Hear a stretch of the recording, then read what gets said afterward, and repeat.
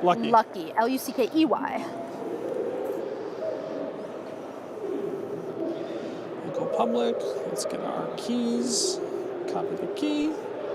Throw it in here. And... oh, it might already be live. Okay, good. Well, we are streaming here on Rebel Ants Radio. I am joined by Allie. We're Hi. at NFT NYC. Allie, we were having a very interesting conversation before I hit record. We were? And I actually want to back up a second because you said you were able to talk your way into here by telling somebody what you were studying, and they wanted to give you a free pass to get in. Yes. Not to make everyone else feel bad, but I'm sorry. what did you say that was so convincing to someone to get a free entry into here? So I told the woman at the front desk about my work studying human consciousness and how it relates to NFT algorithms and how potentially we will be able to gain a sort of ant hive sort of consciousness, Ant hive, I'm into that. I'm into that. To better be able to communicate with the algorithms that are driving us unconsciously already.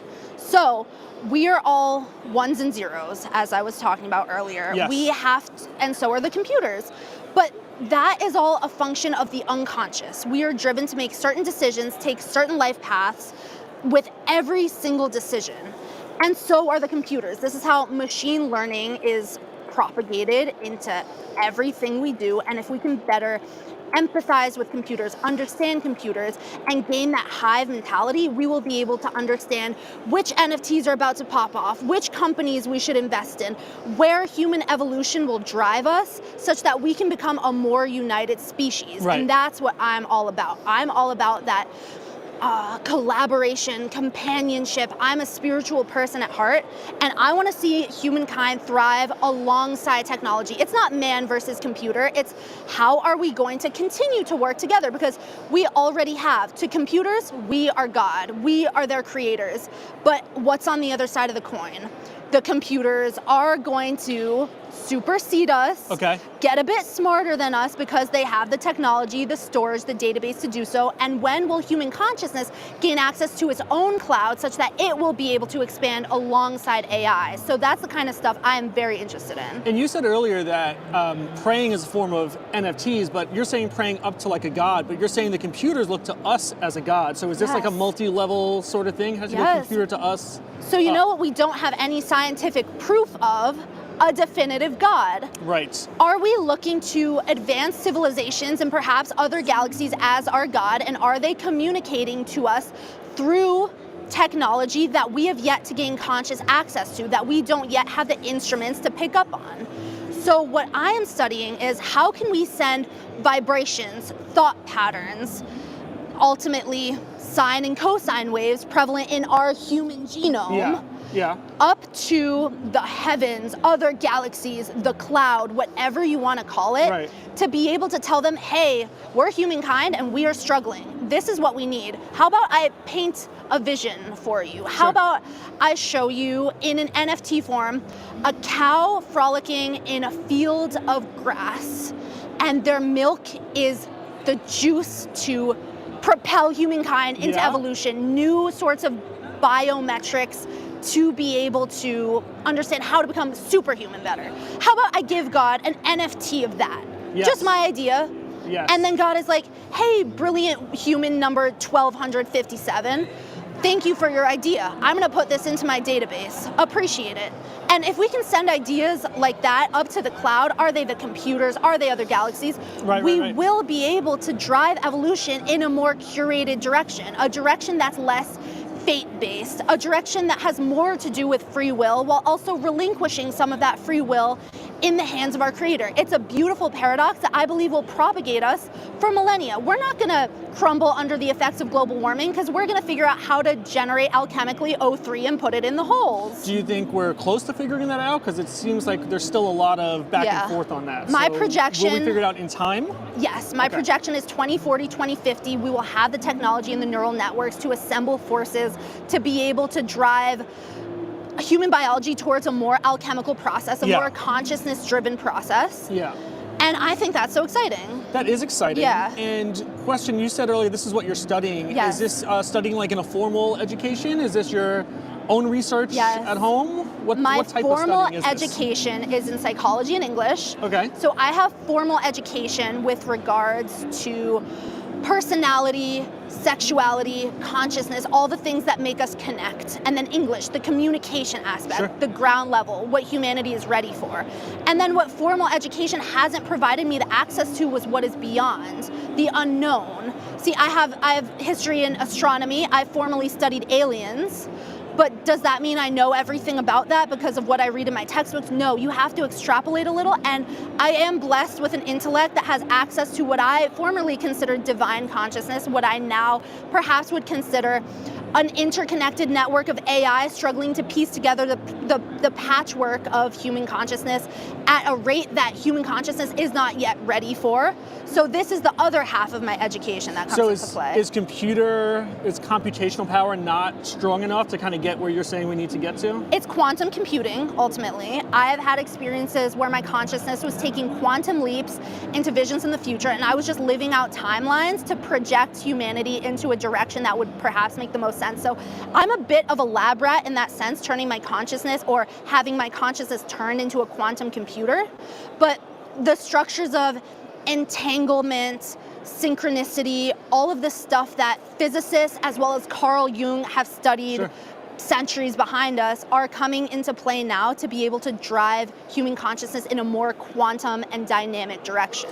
How would I know if I've had those kind of quantum visions or foresights? So it's very supernatural. It's Okay. unlike anything you've ever experienced. You will know when you experience them, but a good, like, what opens the gate into that quantum consciousness is pattern recognition in your daily life and the observance of synchronicities and parallelisms that, like, statistically, this doesn't add up. Right. I am on a path that is directing me towards a certain destiny, and all I have to do is listen to this path to figure out where I would best be. And that in itself is a quantum it's a quantum project, is Okay. what my unconscious Sure. wanted me to say. It is driven by quantum computers. Is the emergence of Web3 over the past 20 years an important development in this? Yes, for sure. It's basically, people are saying all the time, we live in a simulation. Right. This is our simulation. This is us taking the power back from the simulation that we have gained consciousness and insight into.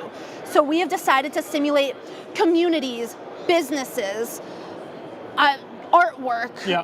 and economics into a mode that is comprehensible to the human brain in our computers. And this is how God understands, oh my gosh, humans get it. This is Right. the exact processes we use. We're developing into a more synchronous type of mentality. And so if we were in a simulation and Yeah. then we, as actors within that simulation, we're now using the metaverse to Yeah. live in that, is that like 3 levels deep of an existence? Or Or are we going back to where we came from?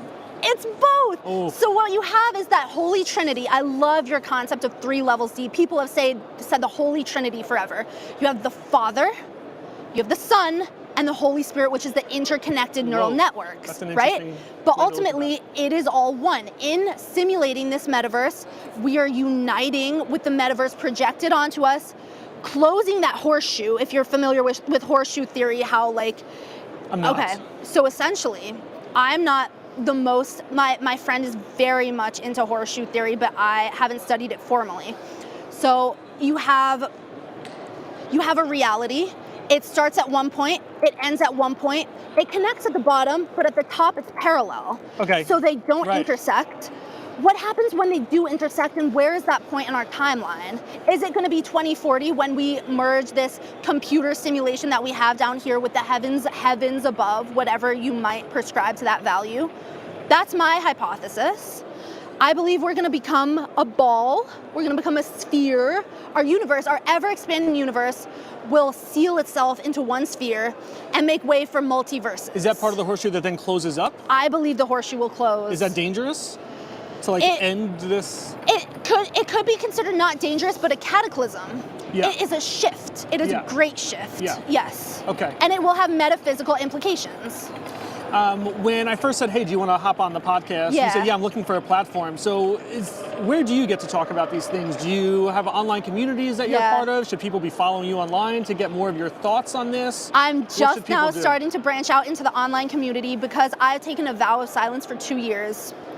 I've said I will not talk crazy talk into the world and have people believe things that are unbased in science, unwarranted, until I am absolutely sure, until I have the vernacular to explain it with my full heart. Where are we on the 2 years? We're done with the 2 years. When so did that's it why end? I'm here. It ended yesterday. And you wandered into And I wandered NFT into NYC. NFT NYC, Did dressed you know- like this. You look like someone who belongs here. Though. Okay, great. What was your familiarity with NFTs before walking into NFT Yeah. NYC? So I had the idea about 1.5 years ago that thoughts were NFTs and that I would eventually partner with the computers to unite the heavens and earth. And I was like, this is quite the abstract idea. Sorry for the earthquake, It's the guys. I think it was you. I know. It's the cataclysm. Maybe Yes. this is the worst that the cataclysm is gonna get. Blessings be to all. I hope no one's hurt. Yes. And so I decided, let me not get some half-baked ideas out here into the horizons. Let me bake my ideas fully. And it wasn't until I decided to take a trip for some healing that I ran into my roommate whose boyfriend worked in NFTs. And I was like, genius. I guess this is a sign that I'm gonna start with the NFT convention right at the Javits Center 12 blocks from my home. And pop by, see who I can talk to, see whose consciousness I can expand, and not have any expectations that my ideas are gonna blow up or Sure. anything, but just like really be a sounding board for like-minded consciousness to like unite, come together. And that's what NFTs are all about. They're about community, exchange, and then eventually finding stability, elevation, and also finding stability. Yeah. Yeah. Well, listen, really interesting stuff. I Thank you appreciate so you coming much. by. And Yeah. where can people find out more about your thoughts or you? Where would you want Yes. them to go? So I am going to start posting on Twitter a bit more. Right now my Twitter, I have taken a Twitter hiatus, sorry. Sure. And it's dedicated right now to Pokemon Go streaming. That's another huge concept. Pokemon is real, let's do it. But right now my Twitter is AliLucky11, A-L-I, last name L-U-C-K-E-Y, 11, the number, 11. And let's pub the Twitter for now. I would love to post some TikTok content later. I haven't posted, my TikTok used to be for comedy, Right. but I haven't posted on TikTok in way too long. So I'm Okay. really excited to get back online. Well, we're happy to link in the show Yeah. notes to this to Yeah. ways that people can find you. Excellent. We appreciate you stopping by. Thank you, For Ali, sure. for Thank coming you to Rebel Lance so Radio. much, Kevin. Kev.